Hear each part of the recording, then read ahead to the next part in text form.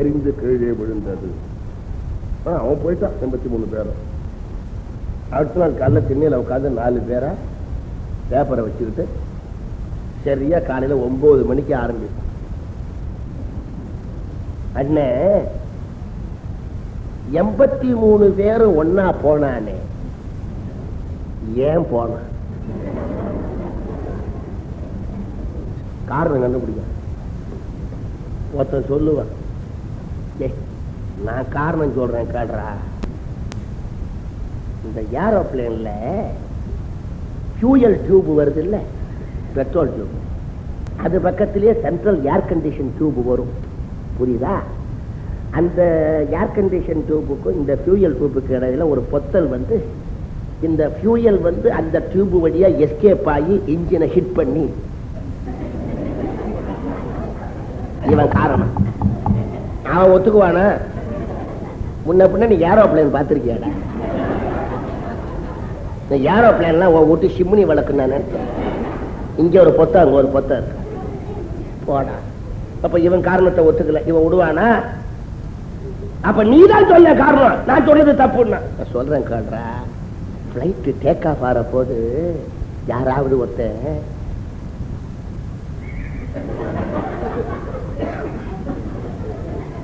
இத மத்தம் ஒத்துக்குவானும், இவன் தான் போய் 10 வச்சான் போடா. இதுக்குள்ள மணி 11, 9 மணிக்கு ஆரம்பிச்சான், மணி 11. ஒருத்தன் சொல்ற காரணத்தை இன்னொருத்த ஏத்துக்கிறது இல்லை. கடைசியா ஒருத்தன் சும்மா ஒருத்தனை கொத்தி என்னடாவன் நினைச்ச காரணத்தை சொல்லி நான் சொல்றேன் காட்டுற, உன்னை எல்லாரும் ஒன்னா செய்த அண்ணே நீ சொல்லு. அவன் சொல்லுவான் காரணம். 83 பேரும் ஒன்னா பூட்டான், ஏன்னா ஒன்னா போகணும்னு இருக்கு, பூட்டா போய. இதுக்கு 3 மணி நேரம். அவன் கொண்டு போறவன் கொண்டு போடுவான், இருக்கிறவன் காரணம் கண்டுபிடிச்சுக்கிட்டு உக்காந்து இருப்பான். இதை விதி என்ற 2 எழுத்துக்குள் அடக்க வேண்டுமே தவிர வேறு விவரங்களை தேடிக் கொண்டிருப்பதில் புண்ணியம் இல்லை.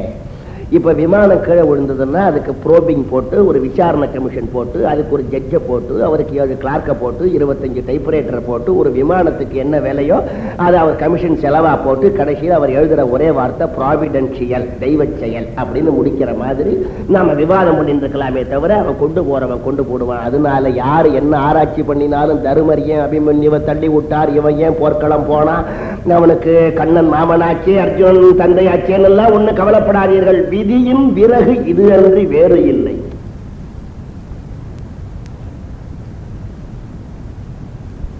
அப்படி இவர்கள் பேசிக் கொண்டிருக்கிற போது அவன் காரணம் சொன்னான். இப்ப எப்படி இந்த மாப்பிள்ளையை கொள்றதுன்னு நான் யோசனை பண்றேன்.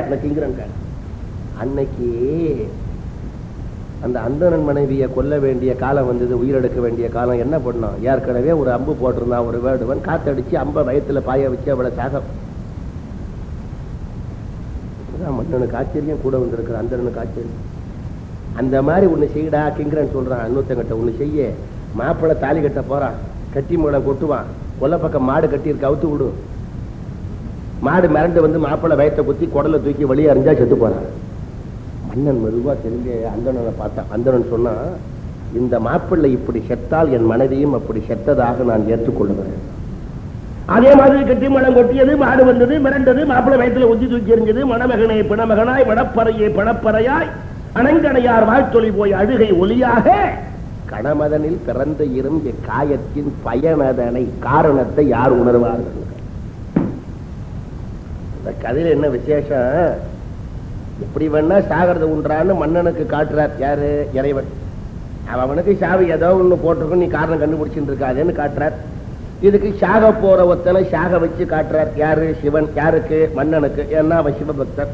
அதனால மதுரையில செட்டியார் தெருவில் கல்யாணத்தண்ணி சாக போற ஒரு மாப்பிள்ளையை இவனுக்கு காட்டுவோங்கிறதுனாலதான் மதுரையில செட்டியார் தெருவில் ஆரம்பிச்சார் நடராஜமூர்த்தி. குறுக்க புகுந்து மீனாட்சி என்ன சொன்னா, மதுரைக்கு வெளியில என்ன. நடராஜமூர்த்தி ஆரம்பிக்கும் போது திருநகரில் மதுரையில ஆரம்பிச்சார். குலவணிகன் தெருவின்கண் செட்டியார் தெருவில் ஆரம்பிச்சார். திருநகரில் இவர் சொன்ன உடனே மீனாட்சி புகுந்து குறுக்க புறம்பு ஒரு சார். இவர் திருநகர் ஆரம்பிக்கிறார், மீனாட்சி புகுந்து வெளியிலே புறம்பு ஒரு சார். மீனாட்சி போய் குறுக்க புகுந்து சொன்னாளா, மீனாட்சி நடராஜரை பார்த்து, இதை பாரியா, குலசேகர பாண்டியன் உன் பக்தன், அவன் இப்ப எப்படி இந்த அந்தணன் மனைவி செத்தான்னு தெரிஞ்சுக்கணும்னு பாக்குறான். நீ எப்படி ஒன்னாலும் சாவு வரும்னு காட்ட போற. அதுக்குனால சாக போற ஒருத்தனை சாக வச்சுதான் நீ காட்ட போற. இப்படி வேணாலும் காட்டு, உன் பக்தனுக்கு உதவி பண்ண வேண்டியது உன் கடமை. ஏனாலும் உன் பக்தனை கூப்பிட்டு போய் சாக போறவனை சாக வச்சு காட்டு. ஆனா மதுரை எல்லைக்குள்ள எந்த பெண்ணும் கழுத்துல தாலிய வாங்கிக்கிற போது மீனாட்சின்னு என் பேரை சொல்லிதான் தாலிய வாங்கிக்கிறான். என் பேரை சொல்லி கழுத்துல தாலி வாங்கிக்கிற பெண்ணு அடுத்த நிமிஷம் அறுத்து காட்டுற சமாச்சாரம் நம்ம எல்லைக்குள்ள நடக்காது. மதுரை லிமிட்டை தாண்டி வெளியே வச்சிருக்காரு.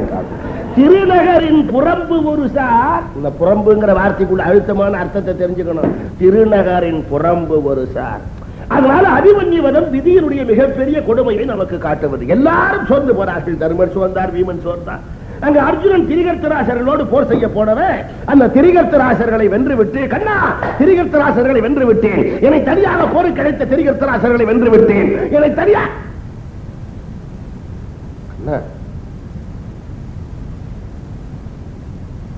நான் போர்க்களத்தில் ஒரு சிறிது வெற்றி பெற்றாலும் நீயே என்னை வெளியே வந்து பாராட்டுவாய். இப்போது நான் திரிகர்த்தராசர்களை வென்று விட்டேன் என்று பல முறை சொல்லியும் கூட நீ ஏன் என்னை பாராட்டவில்லை கண்ணா?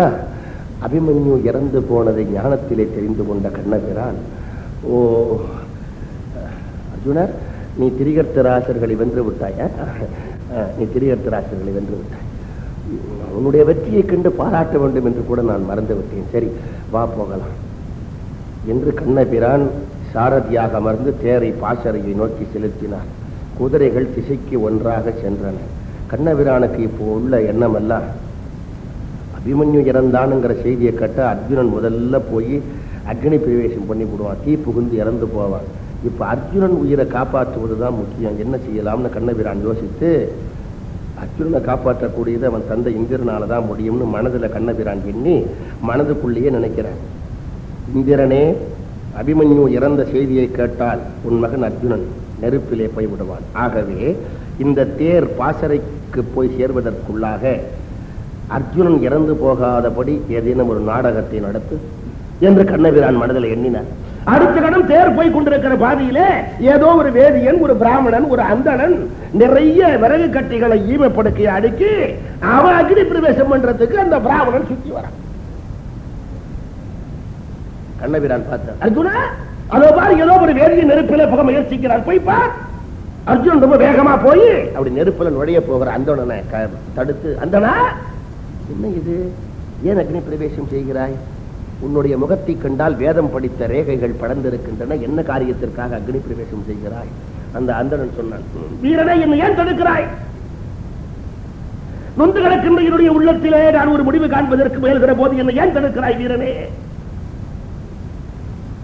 அர்ஜுனன் கேட்டான், வேதியா வேதியா, வேதங்கள் பலவற்றை கற்று இப்படி இந்த ஈமப்படுக்கைக்கு உள்ளே நுழைந்து அக்னி பிரவேசம் பண்ணி தற்கொலை செய்து கொள்ள வேண்டிய அவசியம் என்ன? ஆமாம் வீரனே, ஒவ்வொன்றும் முன்னிடத்தில் காரணம் சொல்லிக் கொண்டிருக்க வேண்டும். சொல்லுகிறேன் கேள். வீரனே, பெறுவேனா என்று தவம் செய்து ஒரே ஒரு பிள்ளை பெற்றேன். அந்த பிள்ளை இன்று போர்க்களத்தில் இறந்து போனான். மகனை இழந்த பிறகு நான் உயிர் வாழ விரும்பவில்லை. ஆகவே அக்னி பிரவேசம் செய்து உயிர் துறக்க விரும்புகிறேன். நீ ஏன் என்னை தடுக்கிறாய்? கேட்ட உடனே அர்ஜுனனுக்கு சிரிப்பு. வேதியா வேதியா வேதியா, என்ன காரணமோ என்று நினைத்தேன். மகன் இறந்து விட்டால் தந்தை நெருப்பிலே போய்விடுவானா?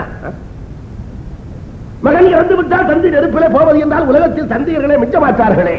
வேதியன் பார்த்தான், உனக்கு என்ன தெரியும்? நோய் அவர்களுக்கு வந்தால் அல்லவா தெரியும். என்னுடைய பிள்ளை இறந்த சோகம் எனக்கு தெரியும். நான் நெருப்பிலே போகிறேன், நீ எனக்கு உபதேசம் செய்கிறாய். இப்போது அப்படித்தான் செய்வாய். நாளைக்கு உன் பிள்ளை இறந்தான் என்று கேள்விப்பட்டால் நீயும் இப்படிதான் நெருப்பிலே போவாய். அர்ஜுனன் பார்த்தா, என்ன சொன்னாய் வேதியா? ஊருக்கு முருகுக்கும் அறவுரை சொல்லிவிட்டு நான் என் வாழ்க்கையில் கடைபிடிக்காத ஈனம் என்றா சொன்னாய்? அண்ணா, நீ கொண்டு வா உன் கையை. இதோ பார், சத்தியம் செய்கிறேன், என் பிள்ளை போர்க்களத்தில் இறந்தான் என்றாலும் நான் நெருப்பிலே போக மாட்டேன். இது சத்தியம். கண்ணபிரான் பார்த்தார், அர்ஜுனா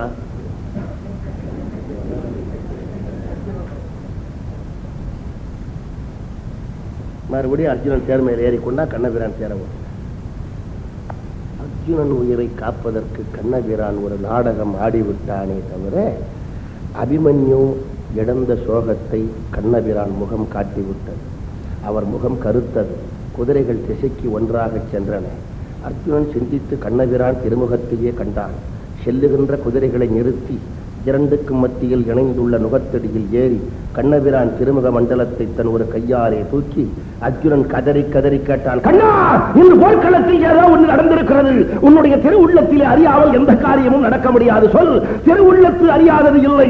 சப்பு சப்பு, இன்றைய போர்க்களத்தில் யாரோ இறந்திருக்கிறார்கள். சீக்கிரம் சொல், திரு உள்ளத்து அறியாதது இல்லை. சப்பு சப்பு, இன்றைய போர்க்களத்தில் இறந்து போனது என்னுடைய தமையனா, என் மகனா என்றான். மருகன் மருகன் என்றான். கண்ணன் மலர்கண்ணில் நீர் பொழிந்தான். கொண்டு போய் கண்ணபிரான் தேர பாசறையில விட்டார். அர்ஜுனன் தருமனை ரொம்ப ரொம்ப கடுமையா கடினா, உனக்கு காவலுக்கு நிறுத்தி விட்டு போன பிள்ளையை பறி கொடுத்து விட்டார். நெருப்பு மூட்டு, நான் இனி உயிர் வாழ விரும்பவில்லை. நெருப்பை மூட்டி அர்ஜுனன் அக்னி பிரவேசம் பண்ண போற. தருமர் கேட்டார், கண்ணா கண்ணா, அர்ஜுனன் அக்னி பிரவேசம் செய்து விடுவான் போல இருக்கிறது. என்ன பண்ண சொல்ற? அர்ஜுனன் நெருப்பில போய் விடுவான் போல இருக்கிறது. கண்ணா போகட்டும். அர்ஜுனன் போய்விட்டால் பாண்டவர் 4 பேர். கண்ணா, நீ தான் தடுக்க வேண்டும். நீ எல்லாம் தடுத்தாச்சு முடியல, இனிமே நானா தடுக்க முடியும்? ஒன்னாலே முடியாது, என்னாலே முடியாது. வேற யாராவது தடுத்தாதான், நம்மளால ஒண்ணும் பண்ண முடியாது. போட்டு அர்ஜுனன் அப்படி 3 சுத்தி வந்து நெருப்புல காலை வைக்க போறான். அவனை வந்து ஒரு வேதியன் தடுத்தான். திரும்பி பார்த்த அர்ஜுனன், வேதியனே, ஏன் என்னை தடுக்கிறாய்? நல்ல வேளை, யார் என்னை தடுக்கிறாய் என்று கேட்பாயோ என்று பார்த்தேன். நினைவிருக்கிறதா? நேற்று நீ தேரிலே வருகிற போது என் மகன் போர்க்களத்தில் இறந்து விட்டான் என்று நான் அக்னி பிரவேசம் செய்ய முயன்ற போது பிள்ளையை இழந்த தந்தையெல்லாம் நெருப்பிலே போவதாக இருந்தால் இந்த உலகத்தில் தந்தையர் நிலை என்ன ஆகும் என்று கேட்டு என்னுடைய பிள்ளை இறந்தாலும் நான் நெருப்பிலே போக மாட்டேன் என்று சத்தியம் செய்தாயே, நினைவிருக்கிறதா? இந்த கையிலே தட்டி இப்போது என்ன ஆயிற்று? நீ இறந்து போ, உன்னை காப்பாற்ற நான் வரவில்லை, நீ இறந்து போ.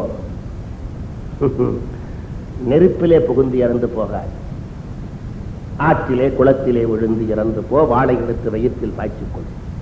ஏனென்றால் சத்தியம் செய்த நீ சத்தியம் கட்டு நெருப்பை தொட்டு விடாதே. நெருப்புக்கு பரிசுத்தம் என்று பெயர் உண்டு. சத்தியம் கட்ட நீ நெருப்பை அசுத்தமாக்கி விடாதே என்பதற்காக தடுக்கவன்.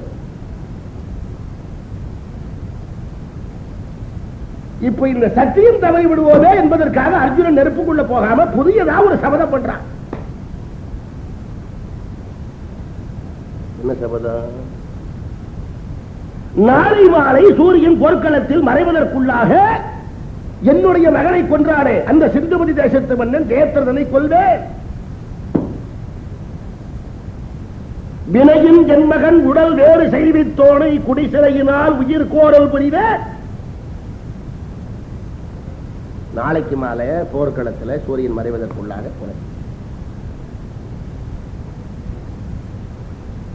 எல்லாம் கவனிச்சுட்டு வரணும். அப்படி செய்யலைன்னா அக்னி பிரவேசம் பண்ணுவேன். அப்ப நாளைக்கு மாலை போர்க்களத்தில் ஆரம்பிச்சு சூரியன் மறைவதற்குள்ளாக ஜெயத்ரதனை கொல்லலைன்னா அர்ஜுனன் அக்னியில போயா. பெரிய கவலை தருமருக்கு. இப்போ நாளை மாலை சூரியன் மறைவதற்குள்ளாக செய்ய முடியுமா? அவர் கண்ணபிரானை பார்த்து கேட்டார், கண்ணா கண்ணா, மறுபடியும் இப்படி சமயம் செய்திருக்கிறானே, நாளை மாலை சூரியன் போர்க்களத்தில் மறைவதற்குள்ளாக ஜெயத்ரதனை கொல்ல முடியுமா? கொல்லுவான். தருமனே, உனக்கு ஒரு உறுதிக்காக சொல்றேன் கால. ஜெயத்ரதனை கொல்ல விட மாட்டேன்னு அர்ஜுனனுக்கு அப்பா இந்திரன் போய் காவலுக்கு நின்னாலும் இவன் போய் ஏன் நிக்க போறான்? உனக்கு ஒரு உறுதிக்காக சொல்றேன். அர்ஜுனன் அப்பா போய் ஜெயத்ரதனை கொல்ல விட மாட்டேன்னு காவலுக்கு நின்னாலும், இல்ல யமனே ஜெயத்ரதன் உயிரை எடுக்க விட மாட்டேன்னு போய் நின்னாலும், தேவர்கள் எல்லாம் ஒன்னா கூடி போய் நின்னாலும் கண்டிப்பா உன் தம்பி அவனை கொல்லுவான். இந்திரன் காக்கினும் இயமனே காக்கினும் சிந்திவின் தலைவரை தேவரே காக்கினும் கண்டனில் சிறந்தனின் கணித்தன் மைந்துர பொருது வெல்வன். பொறுமை சொல்லி விட்டு என்ன செய்தார் கண்ணபிரான்? அர்ஜுனா, உன்னால ஒண்ணும் நடக்காது. நான் தர்மருக்காக சும்மா சொன்னேன். ஜெயத்ரதனை கொண்டதுங்கிறது உன்னால் நடக்காத. காரணம், அவன் சிவன் கிட்ட ஆயுதம் வாங்கினவன். புரியுதா? சிவன் கிட்ட ஆயுதம் வாங்கினவன் வெல்ல வேண்டுமானால் சிவன் கிட்ட ஆயுதம் வாங்கினாதான் முடியும். சொல்றேன் கேளு. உனக்கு இப்ப இருக்கிறதெல்லாம் ஒரே இரவு தான். என்னோட புறப்படு. 2 பேரும் கைலாசத்துக்கு போய் நீ சிவபெருமான தரிசித்து அவர்கிட்ட ஆயுதத்தை வாங்கிக்கிட்டு காலையில போர் தொடங்குறதுக்குள்ள திரும்பி வந்தாதான் ஜெயத்திரனை கொள்ளலாம். புறப்படு. அவ்வளவுதான். அர்ஜுனன் கண்ணபிரானோட புறப்பட்டான் கைலாசத்துக்கு. போற வழியில அர்ஜுனன் ஒண்ணுமே சாப்பிடல. கண்ணபிரானுக்கு பெரிய வருத்தம். அவர் கேட்டார், அர்ஜுனா, புள்ள செத்தா அப்பா ஒன்னும் சாப்பிட மாட்டாங்கிறதெல்லாம் உண்மைதான். நீ நாளைக்கு போர் செய்யறதுக்கு உடம்புல உனக்கு வலு வேண்டாமா? அதுக்காக ஏதாவது சாப்பிட. இங்க என்ன கிடைக்கும்னு கேட்பேன். இந்த கானகத்தில் இருக்கிற நல்ல பழம் கிழங்கெல்லாம் நான் பறிச்சு தரேன், சாப்பிட. அர்ஜுனன் சொன்னா, கண்ணா, நீ இவ்வளவு சொல்லும் போது நான் சாப்பிடாததுக்கு ஒன்றும் தடை இல்லை. ஆனா நான் சிவ பூஜை செய்யாம சாப்பிட மாட்டேன்னு உனக்கு தெரியும். புள்ள செத்தா கூட சிவ பூஜை நிற்கப்படாதுன்னு உனக்கு தெரியும். அம்மா செத்தா மட்டும்தான் சிவ பூஜை நிற்கலாம், புள்ள செத்தா கூட சிவ பூஜை நிற்கப்படாதுன்னு தெரியும். அதனால இப்ப நான் சிவ பூஜை பண்ணிவிட்டு தான் சாப்பிடணும், வேற வழி இல்லையே. பண்ண சிவ பூஜை. ஓஹோ, அர்ஜுனா என்ன வேணுங்கிற சிவ பூஜைக்கு? சிவ பூஜைக்கு மலர்கள் வேணும், மாலை வேணும், அவ்வளவுதானே. அற்புதமான வாசனை மலர்கள் நிறைய இந்த கானகத்தில் இருக்கு. நானே மலர்களை எடுத்து மாலை கட்டி தரேன், சிவ பூஜை பண்ண. கண்ணா, நான் வழக்கமா பூஜை பண்ணுகிற மூர்த்தத்தை கொண்டு வரவில்லையே, நான் என்ன செய்வேன்? என்னப்பா நீ குழப்பற? சாப்பிடுன்னா பூஜை பண்ணணுங்கிற, பூஜை பண்ணுன்னா மூர்த்தம் கொண்டு வரலங்கிற. ஒண்ணு செய்ய, நானே மாலை கட்டி தரேன். என்னையே சிவனா நினைச்சு பூஜை பண்ணிவிட. அர்ஜுனன் பார்த்தான். கண்ணா, நீ திருவிளையாடல் எல்லாம் பண்ணுவேன்னு கேள்விப்பட்டிருக்கேன், ஆள் மாறாட்டமே பண்ணுவேன்னு எனக்கு இப்பதான். உன்னை போய் நான் சிவனா நினைப்பதா? கண்ணபிரான் சொன்னார், என்ன சிவனா நினைச்சு பூஜை பண்ணு. பூஜை முடிஞ்சு கைலாயம் தான் போறோம். என்ன நீ சிவனா நினைச்சு பூஜை பண்ணது தப்புன்னா பாவத்தை பூரா நான் வாங்கிக்கிறேன். அடுத்த நிமிஷம் அர்ஜுனன் விறுவிறுன்னு நல்ல மலர்களா எடுத்து மாலையை கட்டினான். மறுவரு கானக மலரினால் கண்ணன் கழுத்துல பெரிய மாலையை போட்டு பொறுவரு பூசனை நேர்ந்தனன். கண்ணபிரான நெக்க வச்சு சிவனுக்குள்ள மந்திரங்கள் பூரா சொல்லி, ஓம் லிங்காய நமகா, லிங்கோத்பவாய நமகான்னு எல்லாத்தையும் சொல்லி கண்ணபிரானுக்கு முன்னாலும் நெடுஞ்சான் கரையா பரமேஸ்வரான்னு விழுந்து கழுத்துல மாலையை போட்டு நான் பூஜையை முடிச்சான்.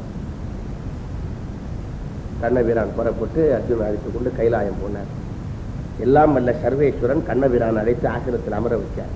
படிக்கட்டு மேல ஏறி போற அர்ஜுனன் தன் வழிபடு தெய்வம் ஆன்ம நாயகன் இறைவன் சிவபெருமான தரிசிக்கின்ற பக்தியில படிக்கட்டில் ஏறல அர்ஜுனன் ரொம்ப பணிவா தலையை அணிந்து கொண்டு கொஞ்சம் கொஞ்சமா தலையை நிமிர்ந்து சிவபெருமான பார்க்கிறான். படிக்கட்டு மேல ஏறி போறவன் அவன் நிமிர்ந்து சிவபெருமான பார்த்தான். சிவன் திருவடி தெரிஞ்சது, சிவன் முழங்கால் தெரிஞ்சது, சிவன் இடுப்பு தெரிஞ்சது, சிவன் மார்பு தெரிஞ்சது, சிவன் கழுத்து அர்ஜுனன் கண்டான். வியந்து போய் அப்படியே நின்னாயே.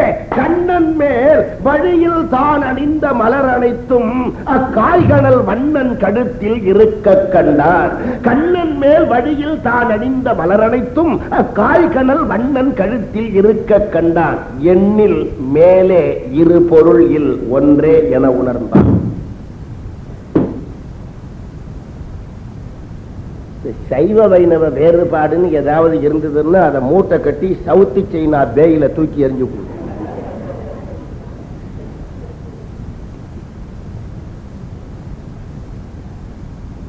இந்து சமயத்துக்கு சர்வேஸ்வரன் ஒருத்தந்தான். அவனை அவங்க விரும்பின வடிவத்தில் வணங்குறான். அது பெருமாளா இருந்தா என்ன, சிவனா இருந்தா என்ன, விநாயகரா இருந்தா என்ன, முருகனா இருந்தா என்ன, எல்லாம் ஒரே பரம்பொருள். மிகப்பெரிய கருத்துள்ள வடிவங்கள். இப்ப இததான திரும்ப திரும்ப எல்லா நூலையும் சொல்லுகிறார்கள். பார்வதி யாருன்னு திருமூரர் சொல்றார் திருமந்திரத்துல. சிவபெருமானுக்கு அவள்தான் தாய், அவதான் மனைவி, அவதான் மகள். ஆயும் அறிவும் கடந்த அரணுக்கு தாயும் மகளும் நல் தாரமும் மாமே. திருமூலர் திருமணம் என்ன அர்த்தம்? எந்தெந்த நேரத்தில் எந்தெந்த தொழிலை செய்வதற்கு எந்தெந்த சக்தி தேவைப்படுகிறோ அந்த சக்தியின் வடிவமாக இருக்கிறாள். என் மனைவி எனக்கு மனைவி, என் மகனுக்கு அம்மா, அவங்க அப்பாவுக்கு பொண்ணு, எங்க அப்பாவுக்கு மருமக. அவங்களுக்கு எப்படி எப்படி தொண்டு செய்யணுமோ அந்த கண்ணோட்டத்தில் செய்யணும். புருஷனுக்கு தொண்டு செய்யும் போது அதிகமா கவனம் போகணும், மாமனாருக்கு தொண்டு செய்யும் போது அதுக்கு ஒரு கவனம் போகணும், அப்பாவுக்கு தொண்டு செய்யும் போது அப்போ ஒரு கவனம் போகணும், பிள்ளைக்கு தொண்டு செய்யும் போது அப்போ ஒரு கவனம் போகணும், இந்த நாளையும் செய்கிறவள் அவளாக இருந்தாலும் உருவம் ஒன்றுதான், அதுபோல் தெய்வம் ஒன்றுதான். அது அது அந்தந்த தொழிலுக்கான சக்தியோடு செயல்படுகிறது. அவள் எல்லாம் உள்ள சிவபெருமானும் கண்ணபிரானும் ஒண்ணுதான். அதனாலதான் அழகா 27 நட்சத்திரம், அஸ்வதி பரணி கார்த்திகைன்னு ஆரம்பிச்சு 27 நட்சத்திரம். 2 நட்சத்திரத்துக்கு தானே திருங்கிற அடை. திருவாதிரை, திருவோணம், வேற எதுக்காக திரு உண்டா? திரு அஸ்வதி, திருபரணி, திருமிருகசீர்ஷம், திருவோணம், திருவாதிரை. பாருங்க, திருவோணம் யார் நட்சத்திரம்? பெருமாள். திருவாதிரை யார் நட்சத்திரம்? சிவன். இவருக்கு ஒரு திரு, அவருக்கு ஒரு திரு. மிச்சம் எதுக்கும் திரு போடாது.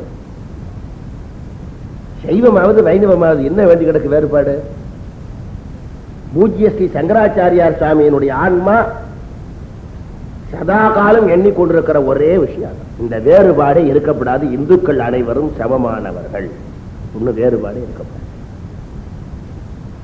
வில்லிபுத்திராழ்வார் தீர்ந்த வைஷ்ணவர் என்ன அழகா எழுதினார்? கண்ணன் மேல் வழியில் தானணி மலரடைத்தும் காய்கணல் வண்ணன் கழுத்தில் இருக்க கண்டான், எண்ணில் மேல் இரு பொருள் இல் ஒன்றே என உணர்ந்தான். இதை விட வேற என்ன வேணும்?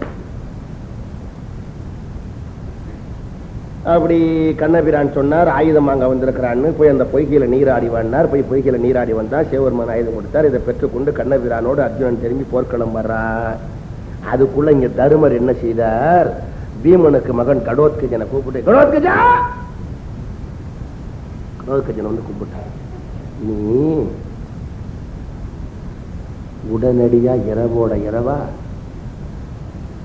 துரியோதனம் பாசறைக்கு போய் அபிமன்யுவை கொன்ன சித்துபதி தேசத்து மன்னன் ஜெயத்ரதன் அர்ஜுனன் கொல்வதாக சபதம் செய்து அதுக்கு வேண்டிய ஆயுதங்களை வாங்குவதற்கு கண்ணபிரானோடு கைலாயம் போயிருக்கான்னு போய் சொல்லிட்டு வாப்போம்.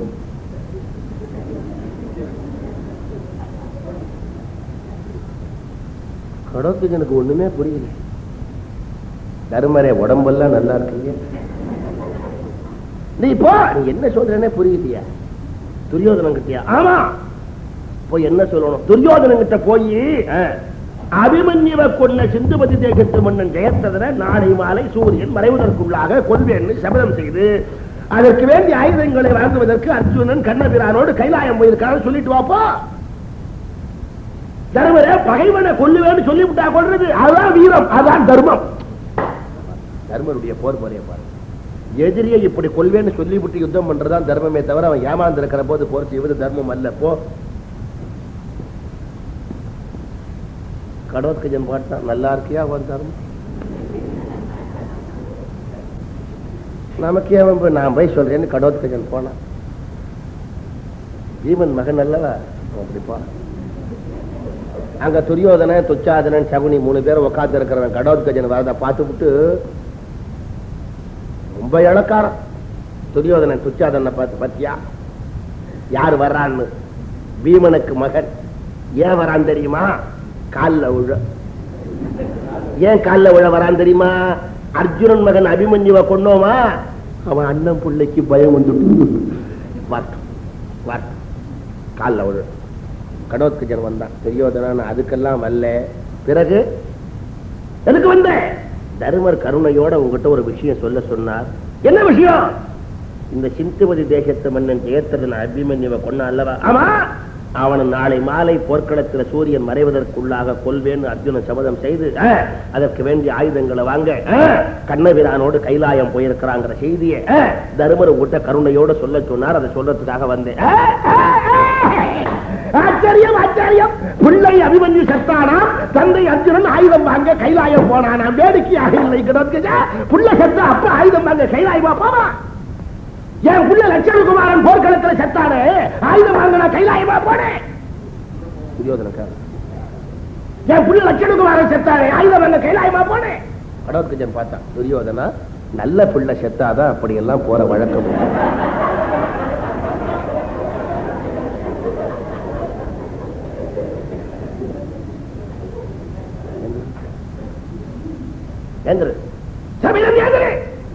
ரொம்ப கோபம் துரியோதனனுக்கு. எந்த சபையில எதை பேசுறதுன்னு தெரியல. நீ என்ன பண்ணுவ? நீ மனிதர்கள் சபைக்கு ஒரு மனிதனை தூது அனுப்பினா எப்படி பேசணும்னு தெரியும். பீமனுக்கு இடிமிங்கிற அரக்கிக்கும் பிறந்த அரக்கன் தானே நீ. அதனால மனித சபையில எப்படி பேசணும்னு உனக்கு தெரியுமா? இருக்கும் எழில் அவைக்கு ஏற்ப இயம்பாமல் இயம்பினை, இருக்கும் எழில் அவைக்கு ஏற்ப இயம்பாமல் இயம்பினை. அரைக்கி மகன், அரைக்கி மகன், அரைக்கி மகன், அரைக்கி மகன். பொண்ணு கடோத்கஜன் கோச்சுக்கல, அரைக்கி மகன். மெதுவா கிட்ட வந்தான்.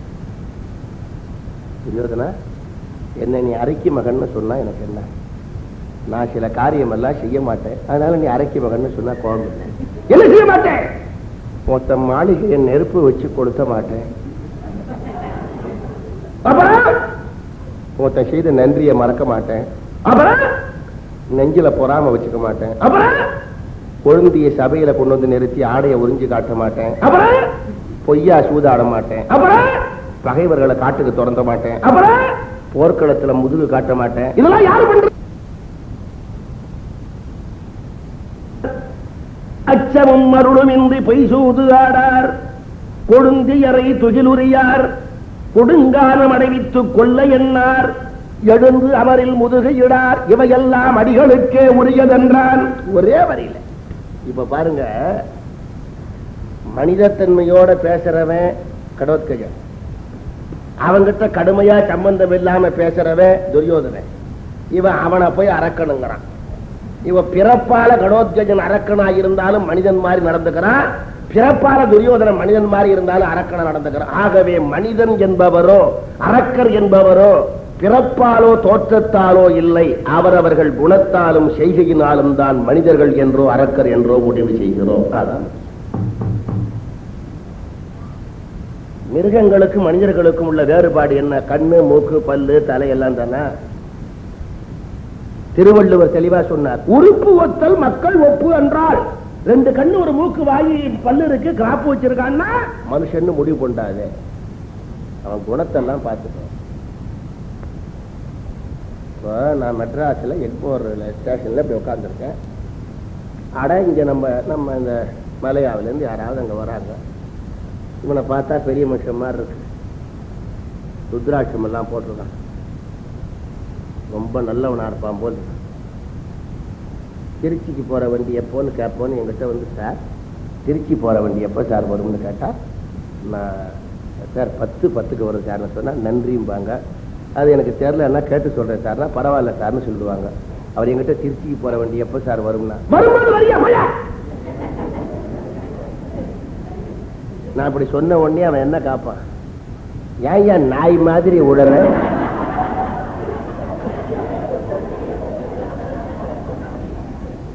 என்கிட்ட கேள்வியை கேட்கிற வரைக்கும் மனுஷன்னு நினைச்சுதான் வந்தான். நான் வாயை திறந்த உடனே இவன் மேப்படியான.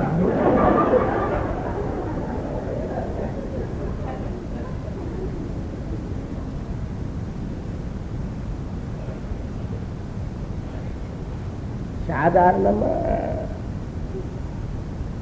அப்படி சம்சாரத்தை கூப்பிட்டு என்ன முதுகுல தட்டினா அந்த அம்மா ரொம்ப வெக்கமா போவாங்க. வேகமா ஒரு தட்டு தட்டினா, ஆமா எனக்கு கழுத மாதிரி உழைஞ்சோங்கிறாளே. அந்த அம்மாவுக்கு அது புருஷன்னு தெரியாது, இவன் உதைக்கிற வேகத்தை வச்சு முடிவு பண்றா இது கழுது.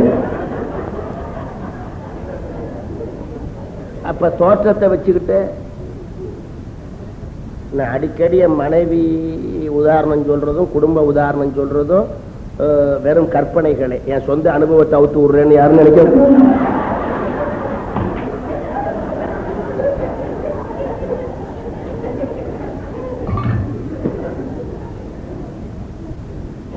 அதனால கம்பர் போட்டார் ராமாயணத்தில் ஒரு வரி, யாரும் மறக்காதீங்க.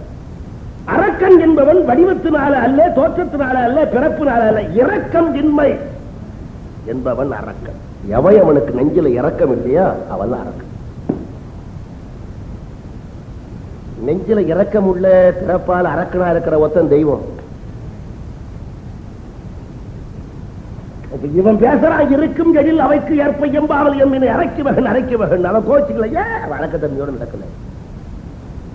அடுத்த நாள் போர்க்களத்துல என்ன செய்தான் துரியோதன, பூமியில ஒரு பெரிய அறை கட்டி அந்த நில அறைக்குள்ள ஜெயத்ரதனை போட்டு பூட்டி விட்டான். வெளியே